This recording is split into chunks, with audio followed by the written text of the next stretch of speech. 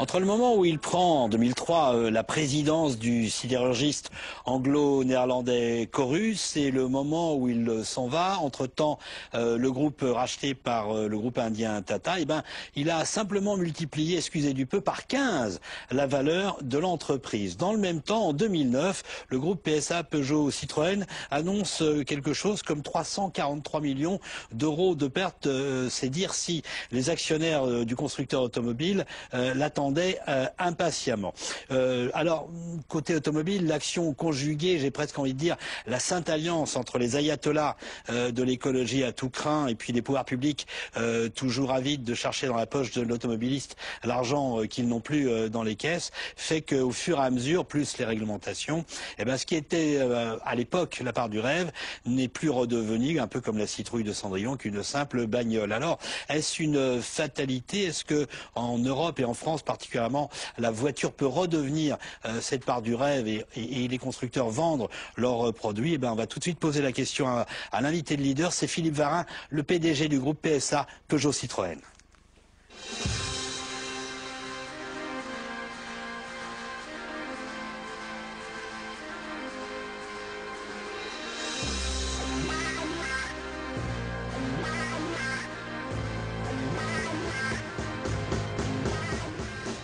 Alors, Philippe Varin, je l'ai dit, vous avez passé presque 10 ans en Grande-Bretagne, puisque Corus anglo-néerlandais est basé à Londres. Ça fait un peu plus d'1 an maintenant que vous êtes rentré en France. Alors bien sûr, il y a le côté art de vivre, la douceur de vivre du pays dont en plus qui est le sien. Mais on dit souvent que quand on revient en France, les débats économiques ici, par rapport à ce qu'on entend dans le reste du monde, sont un peu exotiques. Est-ce que c'est votre sentiment? En clair, on est un peu à part par rapport aux autres grands pays. Dans mon domaine d'expérience, qui est celui de l'industrie, la France a de fantastiques atouts, et surtout quand je compare à la position d'un sidérurgiste au Royaume-Uni. Mais quand il s'agit d'aborder les problèmes économiques ou les questions sociales, effectivement, il y a une différence, et je pense qu'on a parfois du mal en France à aborder les questions importantes et les traiter dans une certaine sérénité. Alors, on traite actuellement le sujet des retraites, mais on n'est pas les premiers à le faire en Europe, mais on a des questions sur le coût du travail, sur la flexibilité, qu'on devrait aborder sereinement. Alors bon, on va en venir à la voiture parce que sinon on pourrait en parler pendant des heures, le temps nous est compté.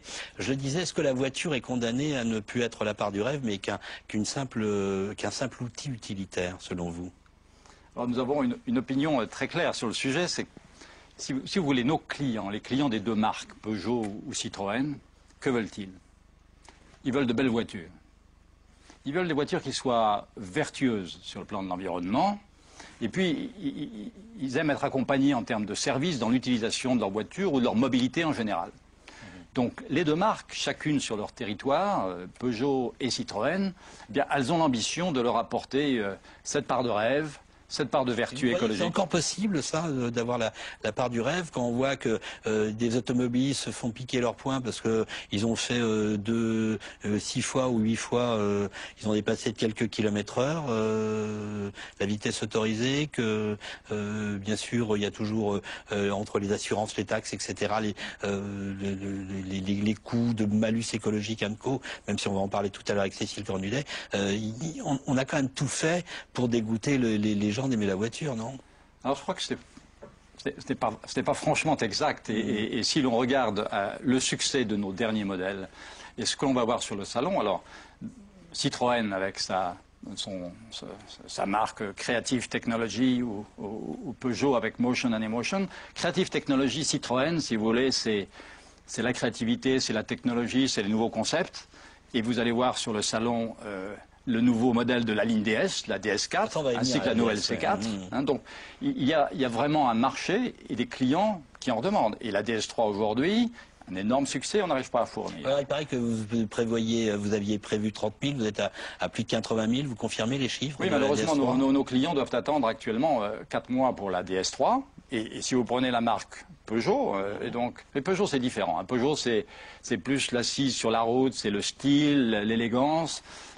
Peugeot est en train de sortir, après le succès de la 3008 depuis le début de cette année, a sorti le coupé RCZ, qui est donc le plus beau coupé de l'année, et puis sort la 508. Donc il y a une très forte demande pour ces modèles. Côté chiffres, PSA en 2010, vous revenez dans le vert. In fine, vous serez à combien à peu près? Bien, allez, je vais essayer de vous arracher des chiffres. Non, oui, on va confirmer ce que nous avons donné au marché. C'est-à-dire que d'abord sur le premier semestre, la bonne nouvelle, c'est que nous avons de nouveau été bénéficiaires. Nous avons affiché un résultat opérationnel de 1,2 milliard d'euros, c'est 4% de marge, après les pertes que vous avez évoquées sur l'an passé. Et puis nous avons confirmé que sur l'année, nous atteindrions 1,5 milliard, nous serons proches d'1,5 milliard d'euros. Vous serez bénéficiaire aux alentours de 1,5 milliard d'euros en résultat opérationnel courant. Mais la bonne nouvelle également, c'est que sur le plan de la dette, nous avons terminé le premier semestre avec des liquidités importantes. Nous avions 10 milliards de liquidités et nous avons décidé récemment, comme vous le savez, de rembourser une première tranche de l'emprunt de 3 milliards. Et avec le Premier ministre, nous avons acté ce remboursement il y a une dizaine de jours à Sochaux pour 1 milliard d'euros. Vous vous sentez plus libre aux marges de manœuvre par rapport aux contraintes qu'imposait le prêt du gouvernement? Écoutez, là-dessus, très franchement, l'intervention du gouvernement, les 3 milliards d'euros pour PSA comme pour Renault ont été bienvenus. Il n'y a aucune question là-dessus. Simplement, ce ne sont pas des prêts sans intérêt. C'est ce que j'allais vous demander. Ils vous ont prêté 3,5 milliards, vous leur rendez 3,5 milliards, merci, au revoir, ou ils en prennent un peu au passage, un peu comme pour les banques? Nous avons... c'est 3 milliards. Oui. Bon, sur ces 3 milliards, nous avons un intérêt de base de 6%, et puis ensuite, le taux monte en fonction de nos résultats. Ah oui, d'accord. Donc, bon, comme aujourd'hui, nous avons beaucoup de liquidités, il n'est pas utile que nous gardions ce prêt, donc nous le rendons, mais l'État a été correctement rétribué pour ce mouvement. Quid de 2011, Philippe Varin? 2011. Vous allez avoir déjà une petite idée quand même, j'ai essayé de vous arracher. Là encore, une petite info. Écoutez, sur 2010, pour voir le point de départ, on va observer en Europe un recul du marché de 7%, ce qui n'est pas rien, et ceci après moins 5% l'année dernière. Donc sur 2 ans, ça fait à peu près moins 12%. D'ailleurs, les États-Unis, curieusement, vont aussi afficher la même réduction du marché, mais après moins 20 l'année dernière et plus 10 cette année. Ah oui, mais alors, dans le même temps, il faut savoir que le reste du monde croît à des rythmes exceptionnels, puisque la croissance mondiale se rapproche de 8%. Et donc, la bonne nouvelle, c'est que nous pensons que 2010, c'est un point bas, et que donc 2011 devrait voir le début de la remontée, mais là, nous sommes extrêmement prudents sur le rythme de la reprise l'année prochaine. PSA Peugeot Citroën va continuer sa stratégie que j'appellerais ponctuelle, c'est-à-dire Mitsubishi, vous venez de conclure un accord sur la voiture électrique, BMW, il y avait Fiat, Ford avec le diesel, vous allez continuer, puisque visiblement avec Mitsubishi, l'alliance capitalistique n'a pas pu se faire? Alors la réponse est oui, et nous approfondissons nos coopérations, puisque nous avons une taille de environ 3,5, un peu plus de 3,5 millions de véhicules cette année, et en même temps, nous prétendons être sur les différents créneaux technologiques, notamment l'électrique, le véhicule hybride ou les moteurs thermiques les plus avancés, et donc ceci crée pour nous un besoin de recherche-développement extrêmement important. Et nous avons pris le parti de travailler sur ces différents segments techniques avec des constructeurs différents et les meilleurs dans leur domaine. Mitsubishi sur l'électrique, BMW sur les moteurs essence, avec lesquels nous partageons notre gamme moteur essence. Et puis sur le diesel, nous avons 10 ans de coopération avec Ford. D'un mot, Philippe Varin, avant qu'on passe à la deuxième partie, vous n'excluez pas que demain il y ait d'autres alliances avec d'autres constructeurs? Si vous voulez, je pense que nous avons été très clairs. S'il y a des opportunités, nous ne sommes pas fermés à les examiner, mais il y a un certain nombre de conditions. L'industrie de l'automobile a montré que être grand, ce n'est pas forcément toujours la clé du succès. Donc il est important que si nous avons des alliances à étudier, elles soient à la fois cohérentes avec ce que nous voulons faire sur le plan de notre stratégie, notamment la globalisation. Il faut qu'elles délivrent de vraies synergies. Parce que sinon, vous savez, on est le héros d'un jour, et puis après, on le paye toute sa vie. Et puis, que notre indépendance et notre situation financière soient préservées. Voilà. Bon, ben voilà les conditions à vie aux amateurs. Alors, je le disais, j'y ai fait légèrement allusion tout à l'heure, le gouvernement racle les fonds de tiroir, donc bien évidemment, les constructeurs automobiles sont aussi concernés avec la suppression annoncée au budget du fameux bonus-malus. Cécile Cornidet va en parler avec notre invité, mais auparavant, on voit le reportage signé d'une autre Cécile Sixou. 500 millions d'euros, c'est le prix que paye l'État pour financer le dispositif du bonus-malus. Le calcul est simple, en 2010, la distribution du bonus a coûté 710 millions d'euros. Côté recettes, en revanche, le malus ne fournissait que 200 millions d'euros. Un trou dans les dépenses de l'État, à la base, le malus était évidemment censé couvrir les frais du bonus. Du coup, pour retrouver l'équilibre, l'État compte durcir le système à partir de janvier 2011 et établir un nouveau barème plus strict sur les émissions de CO2. Désormais, pour obtenir une remise comprise entre 200 et 1000 euros, il faudra acheter un véhicule neuf qui émet moins de 120 grammes de CO2 au kilomètre contre 125 grammes jusqu'à présent. Seule prime qui ne soit pas concernée par cette baisse, celle destinée à encourager la construction de véhicules écologiques, elle s'évalue à 5 000 euros. Le malus, quant à lui, sera prélevé sur les voitures neuves qui émettent plus de 150 grammes de CO2 contre 155 grammes avant. Son montant évolue entre 200 et 2600 euros. Des modifications qui devraient améliorer le financement du bonus-malus, dont le bilan est positif en matière écologique, puisque les voitures françaises sont devenues les moins polluantes d'Europe. Alors Madame Cornudet, j'ai dit un peu vite qu'il le supprimait, mais à mon avis c'est presque une idée rentrée. Il est restreint. Disons qu'il est restreint parce qu'il est victime de son succès, beaucoup de succès, donc ça coûte très cher à l'État. Et cette semaine, le gouvernement présente son budget. C'est la principale mesure qui concerne les constructeurs, le bonus-malus. Donc on voit que les particuliers, ça les attire pour acheter les types de véhicules propres qui bénéficient du bonus. Côté constructeur, quel regard on a sur cette mesure? Est-ce qu'elle est utile? Est-ce qu'elle vous a conduit à investir sur des secteurs qui aujourd'hui vous donnent une longueur d'avance sur les étrangers, par exemple? Est-ce que vous vous battez pour elle? Alors la réponse est clairement oui. C'est une mesure extrêmement utile qui change les comportements de nos clients et qui les aiguille vers les modèles les moins consommateurs d'énergie et d'émissions de CO2. Et donc c'est bon. Hein.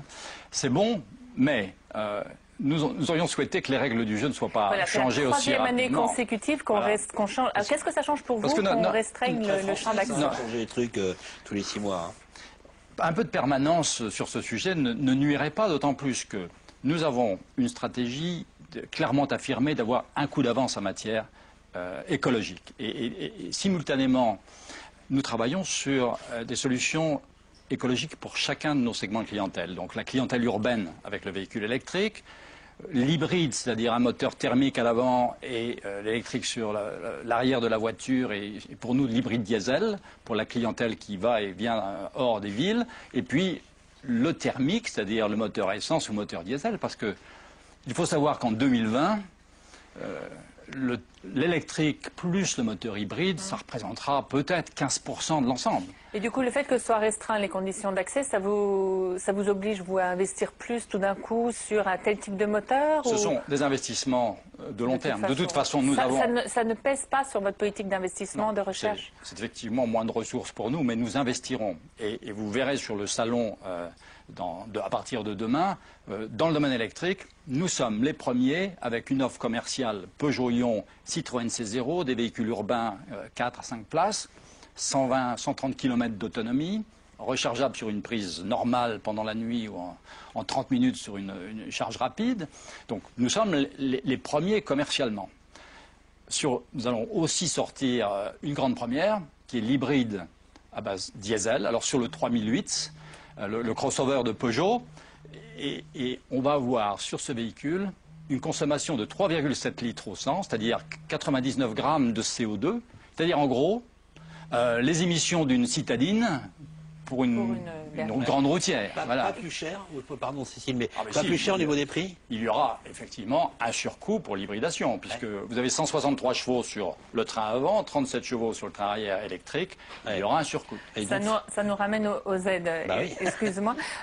Vous avez beaucoup dit ces derniers temps que vous misez beaucoup sur l'international. Vous voulez doper vos ventes, passer à 50% de votre à l'international. Comment on fait Comment on gère ces législations différentes? En fait, là en France, on a le bonus-malus. Je crois qu'il y a 6 systèmes de bonus-malus différents en Europe. Comment quand on est constructeur, on gère ça? On a un objectif international, on a des contraintes différentes selon les pays ou des aides. Comment vous faites? Si vous voulez, si on regarde au-delà de ces distorsions momentanées, moi, il y a une chose qui me frappe aujourd'hui, c'est que le monde est en train de converger vers les normes européennes. Alors, la norme européenne, nouvelle norme... Même en Asie Oui, en Chine, notamment. Nous avons une norme européenne qui est bien connue maintenant, c'est les 120 grammes au kilomètre de CO2, et qui est applicable à partir de 2012, mais en fait mise en application 100% en 2015. Alors nous, d'abord, nous sommes très contents, puisque aujourd'hui, nous avons déjà 40% de notre offre qui a moins de 120 grammes avec nos véhicules. Mais à l'horizon 2020, la volonté de l'Europe, c'est d'être à 95 grammes. Et chose surprenante, la Chine, qui part de plus haut, a maintenant le même objectif. Technologiquement, vous pouvez y arriver, vous pouvez y arriver à 95? Nous serons à 95 grammes et nous avons l'ambition d'avoir un coup d'avance par rapport à ce 95 grammes avec tout l'effort de recherche-développement que nous faisons. Et que nous ne faisons pas uniquement sur l'électrique et l'hybride, mais aussi sur les moteurs thermiques que nous développons avec BMW ou Ford pour le diesel, où des progrès substantiels de 20 à 25% sont encore possibles. Et donc ça, c'est important sur la moyenne de la flotte. Vous parlez d'harmonisation européenne, on n'en est pas encore là. Est-ce que dans une période pré-budgétaire, vous avez une action de lobbying en disant au gouvernement, attention, vous faites des nouveaux critères qui ne sont pas ceux qu'on voit? Est-ce que vous allez voir Sarkozy pour lui parler de ça? Comment ça se négocie, ça? Écoutez, le gouvernement connaît très bien notre position. Il sait que nous sommes de très grands supporters du système bonus-malus, parce que c'est extrêmement vertueux. Et il sait que nous souhaitons une certaine pérennité des règles du jeu. Et puis après, le gouvernement prend ses décisions. Mais bon, c'est important pour nous. Mais pour moi, ce qui est aussi important, c'est qu'aujourd'hui, en Chine, eh bien, le gouvernement chinois est en train de proposer les mêmes incitations et c'est très très voisin en termes de montant. Et le consommateur, lui, est-ce qu'il fait la part des choses entre le bonus-malus gouvernemental, vos offres constructeurs, les offres concessions, je ne sais pas. Est-ce que c'est un problème d'abord pour vous qu'on ne fasse pas la part des choses? Et parce qu'il est complètement perdu. Enfin, il ne voit rien, lui, il voit globalement combien ça lui coûte en moins. Et puis voilà. Le consommateur est extrêmement averti et avec le développement d'Internet plus informé que jamais, il fait ses calculs et aujourd'hui, il est orienté vers les véhicules à plus faible consommation, ce qui pour nous est une très bonne nouvelle. D'accord, quel que soit. Et la prime à la casse? La fameuse. Oui, la prime à la casse elle a disparaît été... à la fin de l'année complètement, elle est en sifflet, comme on dit. La prime à la casse a été, je pense, une très bonne mesure pour amortir le choc de la crise. Je dirais qu'associé aux 3 milliards, les 2 fois 3 milliards prêtés aux constructeurs, la prime à la casse et le bonus-malus, je pense que le gouvernement a très bien géré cette situation. Bon. Il est clair que c'est une réduction en sifflet avec 1 000 € l'année dernière, 700 € au premier semestre, 500 € d'ici à la fin de l'année, donc il faut se dépêcher d'en profiter. Et l'année prochaine, ce sera 0. Donc il ne faut pas s'étonner si le marché est effectivement en régression sur la deuxième partie de l'année. On n'est pas complètement surpris. Voilà. Vous voyez qu'il y a la parité, puisque même les femmes parlent voiture. Hein, je devais la faire, je me fais encore gronder. Tant pis. Alors, Monsieur Varin, on va parler de l'industrie, là, dans l'acception la plus large. Comment fait-elle? En effet, l'Allemagne est des seuls pays d'Europe, le seul pays qui réussit à avoir une industrie toujours à la pointe, performante, exportatrice. En creux, ça veut dire que les autres pays d'Europe voient plutôt leur part dans l'industrie régresser. On regarde le sujet signé, le reportage signé Marie Brémaud, et on en parle avec notre invité Jean-Hervé Lorenzi, qui est le président du Cercle des économistes et qui connaît très très bien le monde de l'industrie.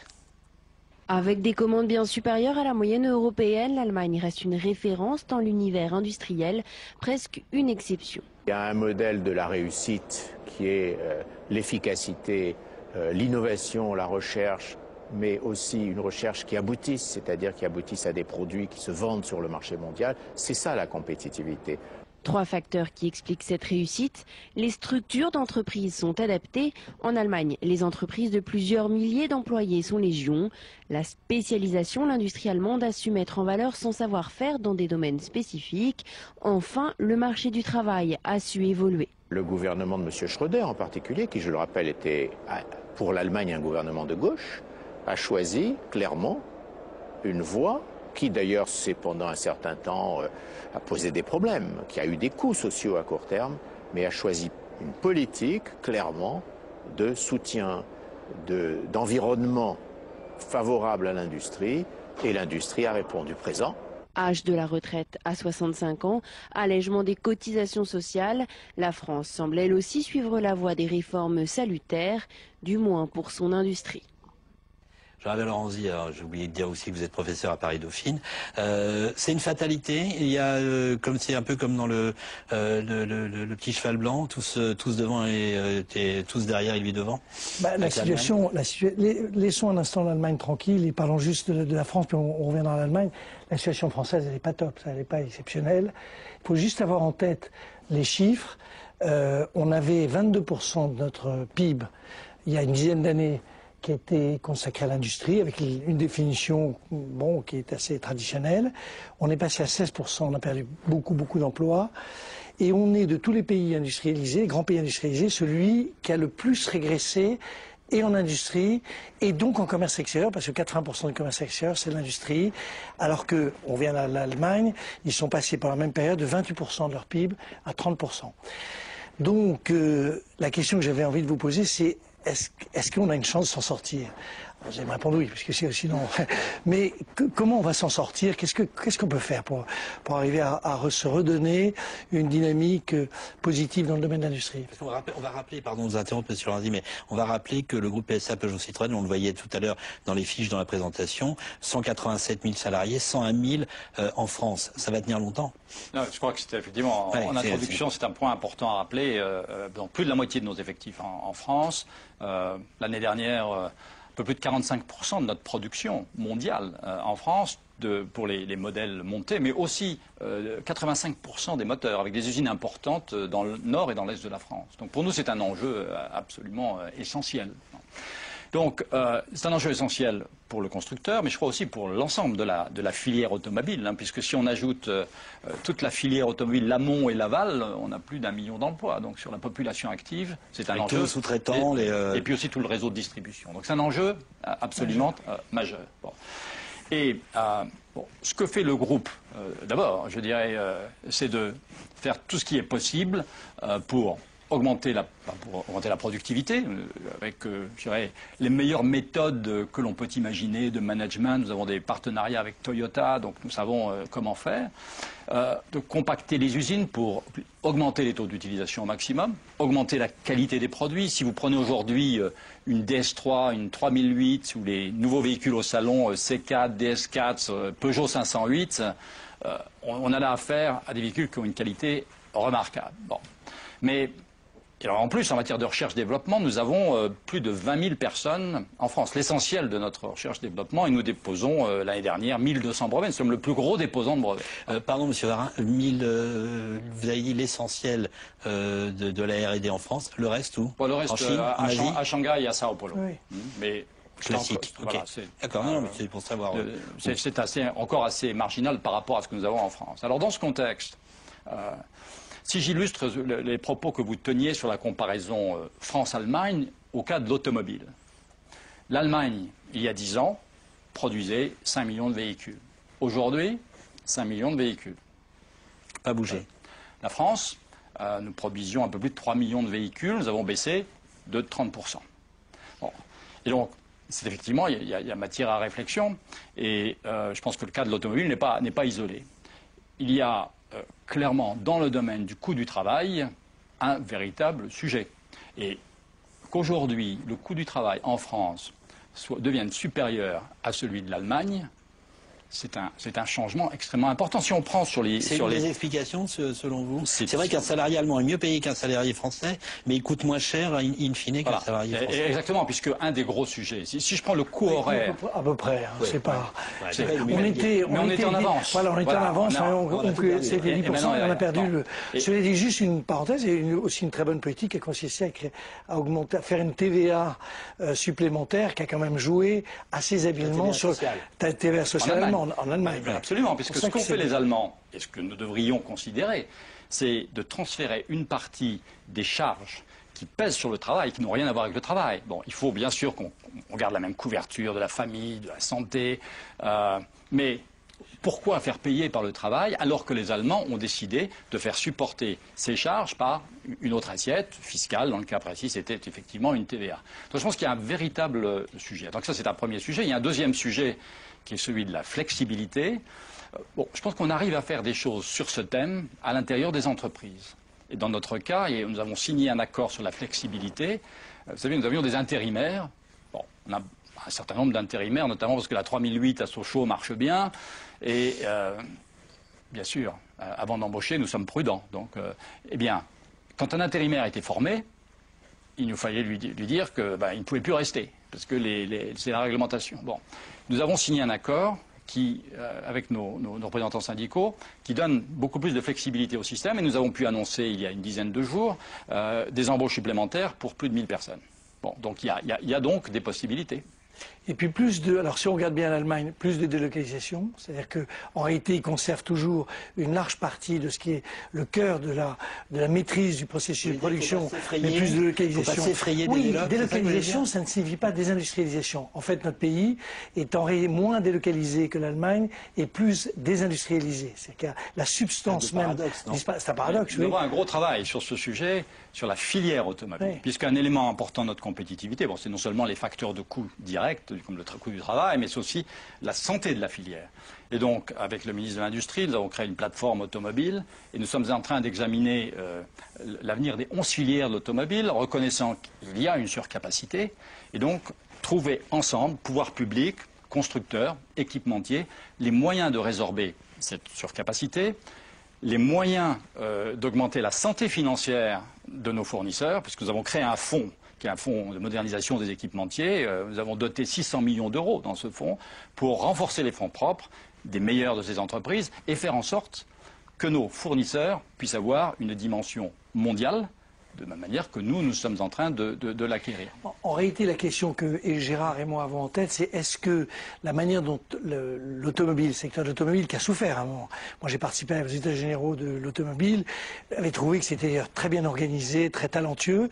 Est-ce que cet exemple de bonne gestion d'une crise, de sortie de crise et de développement, est-ce qu'on peut le généraliser à d'autres secteurs? Est-ce qu'on peut essayer d'étendre cette expérience à d'autres secteurs? Je pense conclusion, Philippe Varin. Oui, peut-être une très bonne conclusion, puisque il est très fort. C'est pour ça qu'il est président. Nous avons là un diagnostic clair sur le coût du travail, sur la flexibilité, sur la santé des 11 filières ou sous-filières de l'automobile. Je pense que l'enjeu que nous avons aujourd'hui, eh bien, c'est le passage à l'exécution. Et puis, effectivement, régler la question qui, aujourd'hui, dans le domaine de l'automobile, n'est pas réglée. Bon, ceci dit, en supposant que nous y arrivions, je pense qu'effectivement un modèle important pour d'autres filières françaises en matière industrielle. Merci Philippe Varin d'avoir été notre invité, Jean Avel-Ranzy, merci.